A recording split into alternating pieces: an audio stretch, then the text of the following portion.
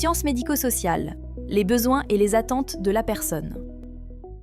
Bonjour à tous, ici Professeur Payette. Aujourd'hui, nous allons parler d'un sujet qui nous concerne tous, les besoins et les attentes des personnes. Et oui, même moi j'ai besoin d'un grand verre d'eau pour bien commencer la journée.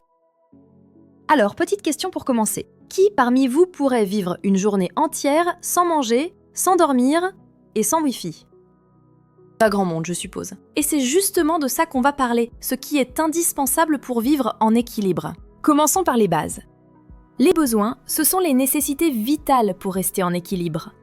Physiquement, mentalement et socialement. Si un besoin n'est pas satisfait, l'équilibre de la personne est menacé. Les attentes, ce sont les moyens ou les solutions qui permettent de répondre à ces besoins. Exemple, j'ai faim, c'est un besoin. L'attente, c'est préparer à manger et se nourrir. Vous voyez, tout le monde a des besoins, mais chacun les exprime et y répond différemment. Pour mieux les comprendre, des chercheurs se sont penchés sur la question. Nous allons découvrir deux modèles complémentaires, la pyramide de Maslow et les 14 besoins fondamentaux de Virginia Anderson. Commençons par la pyramide de Maslow, car elle est simple à visualiser et très parlante. Imaginez une pyramide. À chaque étage correspond un type de besoin.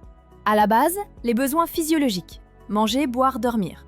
Ensuite, les besoins de sécurité, avoir un toit, se sentir protégé, vivre dans un cadre stable.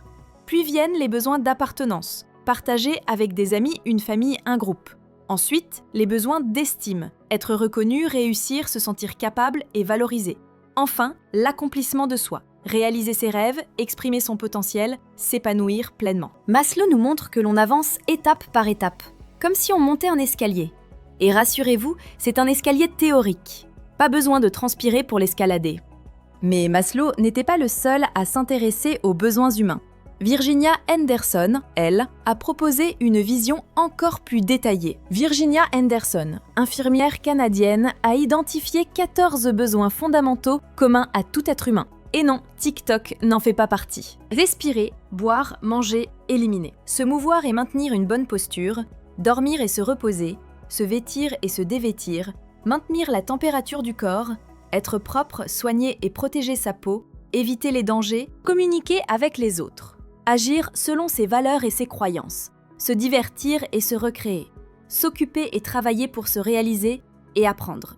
Ces besoins sont universels. Tout le monde les vit, quel que soit son âge ou sa situation. Mais la manière de les satisfaire peut varier. Parfois, la personne est son propre héros et peut répondre elle-même à ses besoins, en toute autonomie.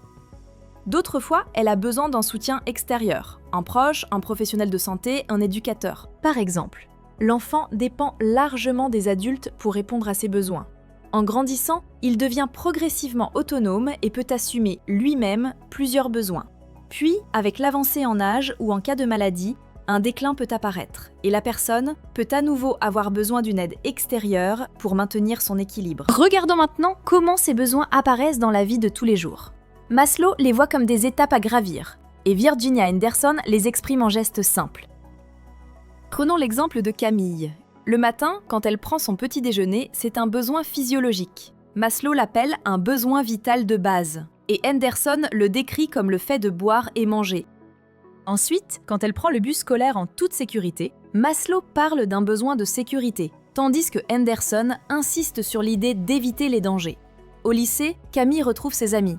Pour Maslow, c'est le besoin d'appartenance. Et pour Anderson, c'est le besoin de communiquer avec les autres. Plus tard, elle réussit un contrôle et reçoit les félicitations de son professeur. Pour Maslow, c'est un besoin d'estime, alors que Anderson parle du besoin d'apprendre et de s'occuper pour progresser. Et enfin, le soir, Camille écrit dans son carnet ses rêves de devenir infirmière. Pour Maslow, c'est l'accomplissement de soi. Et pour Anderson, cela peut aussi se traduire par le fait d'agir selon ses valeurs ou ses croyances. Un autre exemple. Camille aime accompagner sa famille à l'église le dimanche, ce qui fait aussi partie de son équilibre personnel. Vous voyez ?